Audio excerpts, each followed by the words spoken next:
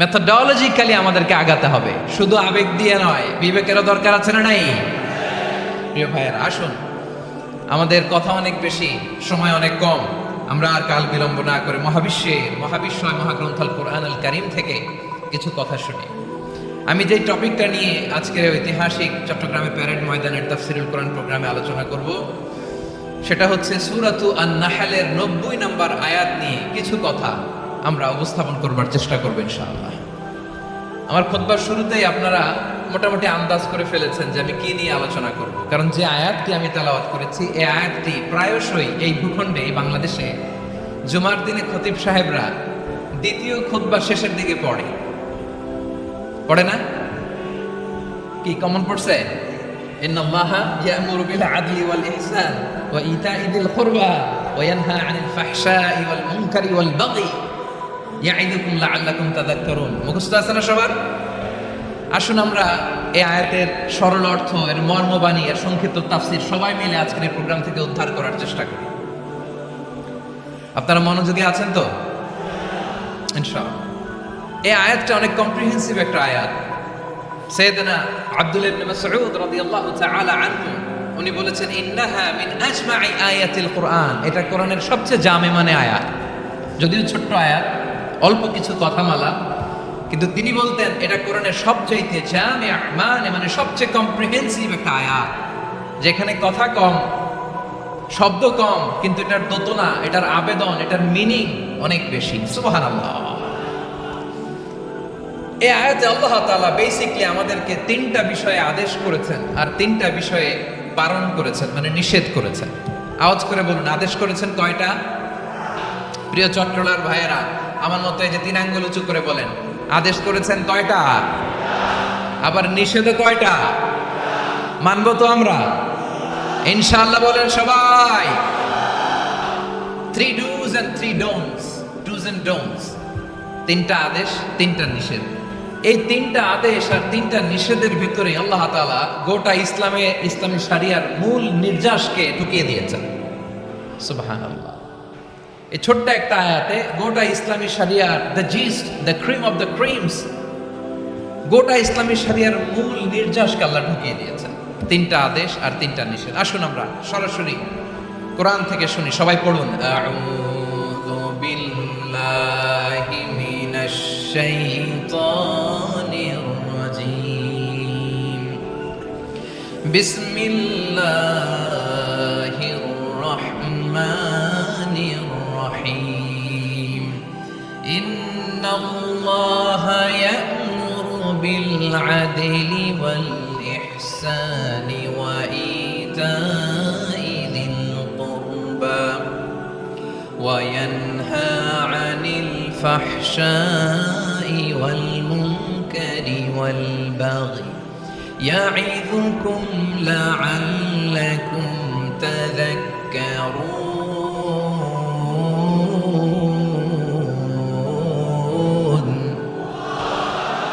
আল্লাহ তাআলা ইরশাদ করছেন, ইন্নাল্লাহা ইয়া'মুরু বিল আদলি ওয়াল ইহসান, নিশ্চয় আল্লাহ তাআলা তোমাদেরকে ন্যায় বিচারের আদেশ দেন, সদাচরণের আদেশ দেন, নিকট আত্মীয়দেরকে দানের আদেশ দেন। আদেশ কয়টা? আওয়াজ করে সবাই বলুন তো কয়টা? নিশ্চয় আল্লাহ তাআলা তোমাদেরকে ন্যায় বিচারের আদেশ দেন,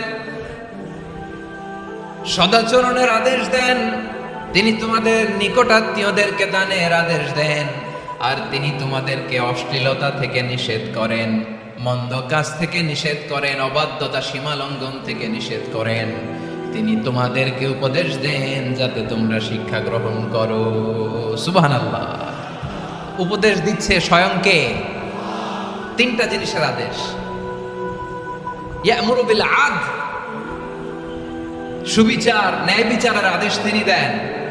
ইহসানের আদেশ দেন, যাতে আমরা ইহসান করি, একে অপরের প্রতি সুবিচার করি, মহানুভবতা দেখাই, অনুগ্রহ দেখাই, আর নিকট আত্মীয়দেরকে যেন আমরা দান করি। এই 3টা আদেশ তিনি দিয়েছেন।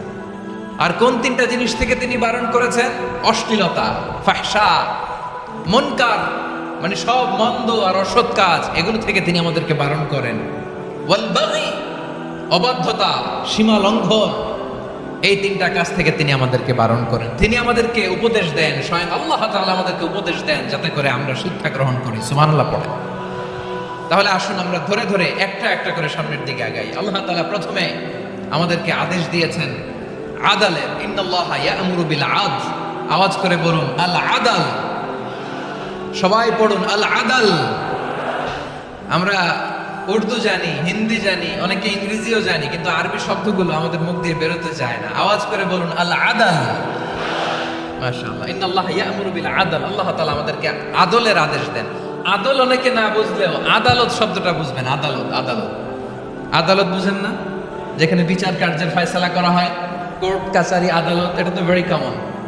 এটা শুনছেন না সবাই? আদালত, যেখানে ন্যায় বিচার হবে, সুশাসন হবে। কিন্তু ভাগ্যের কি নির্মম পরিহাস, ওখান থেকে মিথ্যা সাক্ষী দিয়ে মন মতো রায় দিয়ে দেয়া হয়। এগুলোর পরিবর্তন হওয়ার দরকার আছে না নাই? প্রিয় ভাইয়েরা, আদালত, আল আদল, ইংরেজিতে বলে জাস্টিস, ন্যায় বিচার, সুবিচার, সুশাসন, জাস্টিস, আল আদাল। সব জায়গায় এই জাস্টিস থাকা দরকার। Justice should be prevail in the society. The mission of all prophet was to uphold the justice.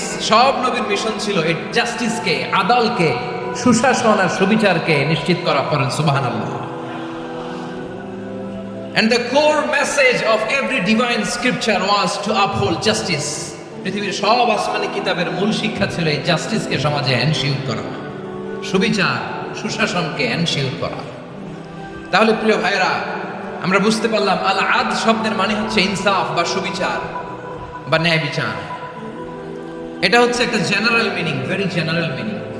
আপনি যদি ইন ডেপথ বুঝতে চান, আরো ভেতরে যান, তাহলে আদাল মানে হচ্ছে সমন্বয়, আদাল মানে হচ্ছে ভারসাম্য, ব্যালেন্স। আদাল মানে হচ্ছে মধ্যম পন্থা। সুবহানাল্লাহ পড়েন। কারণ সব সময় সমান সমান হইলেই সুবিচার হয় না। কথা কি বুঝতেছেন?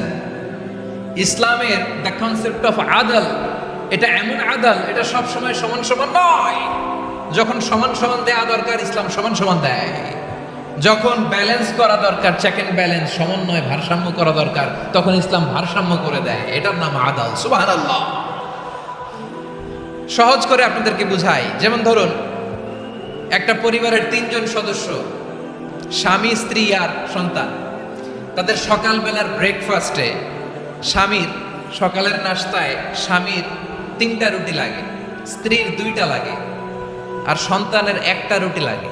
এখন আমি যদি সমান সমান করে আদল করতে চাই, সবাইকে যদি 3টা করে রুটি দেয়, তাহলে স্বামী বেচারার জন্য ঠিক আছে? কি বলেন? কথা কি বুঝতেছেন না কষ্ট হয়ে যাচ্ছে? যদি সমান সমানের নিয়মে আগায়, তাহলে 3টা করে যদি রুটি দেয়, স্বামীর জন্য ওকে, কিন্তু স্ত্রীর জন্য 1টা বেশি হয়ে যায়। আর সন্তানের জন্য কয়টা বেশি হয়? আচ্ছা, এই তো বুঝতেছেন, মাশাআল্লাহ। আচ্ছা, 2টা করে যদি সবাই দেয় সমান সমান নীতিতে, তাহলে স্ত্রীর জন্য, স্ত্রী বেচারির জন্য ঠিক আছে, কিন্তু স্বামীর কয়টা কম পড়ে? আর সন্তানের বেশি হয়ে যায় কয়টা? আচ্ছা, সমান সমান নীতিতে সবাইকে যদি সকালের নাস্তার জন্য 1টা করে রুটি দেয়, সন্তানের জন্য ঠিক আছে, কিন্তু স্ত্রী বেচারির কম পড়ে কয়টা? স্বামীর কম পড়ে কয়টা? 2টা। কথা কি বুঝতেছেন? আর আমি যদি স্বামীকে দেই 3টা, স্ত্রীকে দেই 2টা, আর সন্তানকে দেই 1টা, তাহলে কারো অপচয় হবে না। যার যতটুকু দরকার ঠিক ততটুকুই কাজে লাগবে। চিল্লায় বলেন ঠিক কিনা? এটাই হচ্ছে ইসলামের আদাল, যেখানে যার যতটুকু দরকার তাকে সেখানে ঠিক ততটুকু দিয়ে দেওয়ার নামই হচ্ছে আদাল। চিল্লায় পড়েন আল্লাহু আকবার। রব্বুল আলামিন বলেন, ইউসিকুমুল্লাহু ফি আওলাদিকুম লিযযাকারি মিসলু হাযযিল উনসায়াইন। আল্লাহ তোমাদেরকে ওসিয়ত করেন, তোমাদেরকে আদেশ দেন, উত্তরাধিকার সম্পদ যখন বন্টন হবে, ছেলেরা যতটুকু পাবে, মেয়ে পাবে তার অর্ধেক। সুবহানাল্লাহ বলেন। দেখেন, ছেলে যতদূর, মেয়ে অর্ধেক। ছেলে ডবল পাবে। আপাত দৃষ্টিতে মনে হয় এখানে অবিচার হয়েছে, কিন্তু আসলে কি অবিচার হয়েছে? আপনি বিয়ের ক্ষেত্রে যান, ওইখানে আবার ছেলে মোহরানা দেয়, মেয়ে সেখানে মোহরানা পায়। তাহলে চেক এন্ড ব্যালেন্স, ভারসাম্য, ব্যালেন্স, মধ্যম পন্থা এখানে আছে না নাই? এটাই হচ্ছে ইসলামের আদল। আল্লাহ তাআলা এই আদলের আদেশ দিয়েছেন। সুবিচার, ন্যায় বিচার, সুশাসন এবং ভারসাম্যের আদেশ দিয়েছেন। প্রিয় ভাইয়েরা, একটি শান্তিময় সমাজ, একটা সমৃদ্ধ সমাজ, একটা মানবিক সমাজ যদি আমরা পেতে চাই, এই আয়াতের মধ্যে যতগুলো পয়েন্ট আছে সবগুলোর বাস্তবায়ন লাগবে। কথা বুঝতে পেরেছেন? বলেন, আওয়াজ করে বলেন, আমরা একটা শান্তির সমাজ চাই কি চাই না? আমরা একটা সমৃদ্ধ বাংলাদেশ চাই কি চাই না? আমরা একটা মানবিক বাংলাদেশ চাই কি চাই না? এই আয়াতে আল্লাহ তাআলা একটা মানবিক সমাজের রূপরেখা টেনেছেন। তার প্রথম কথা হচ্ছে ইন্নাল্লাহা ইয়া'মুরু বিল আদল। আল্লাহ তাআলা তোমাদেরকে আদলের নির্দেশনা দেয়, সুবিচার, সুশাসনের নির্দেশনা দেয়। যে সমাজে আদল থাকে না, সে সমাজে জুলুম মানুষের ঘাড়ে চেপে বসে।